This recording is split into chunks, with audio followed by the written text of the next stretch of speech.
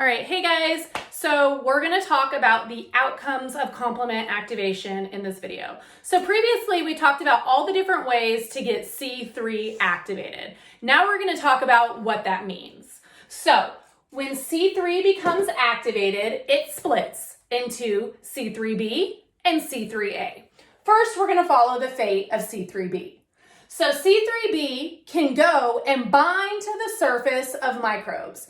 When it does this, it leads to enhanced opsonization. So what that means is it's easier for macrophages to come over and grab on and phagocytize that microbe. So the first outcome would be increased phagocytosis of the microbes or opsonization. Secondarily, C3b can also go activate C5.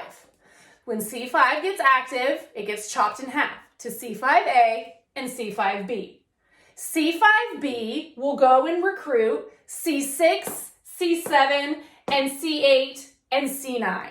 These together will make the membrane attack complex. And that does sound pretty bad, and it is pretty bad for microbes. What happens is in the surface of the microbial membrane, C5b, C6, C7, and C8 insert themselves.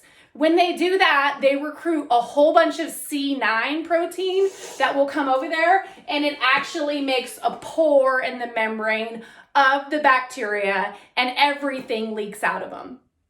So that leads to cellular death. So that is the second outcome of complement activation. The last one I'm going to talk about is we still have the little piece C3a and the C5a that we didn't talk about. Well, those two combine together and bind to the surface of mast cells. Mast cells that then can release a whole bunch of histamine. When they release a whole bunch of histamine, this leads to inflammation. Inflammation makes more cells come to the site, and so you have more immune cells there, more phagocytes, more white blood cells, so they can fight off the infection. So again, once we activate C3, there are three different outcomes for complement activation. The first is opsonization. The second is cytolysis, or the membrane attacks complex, making holes in the membrane.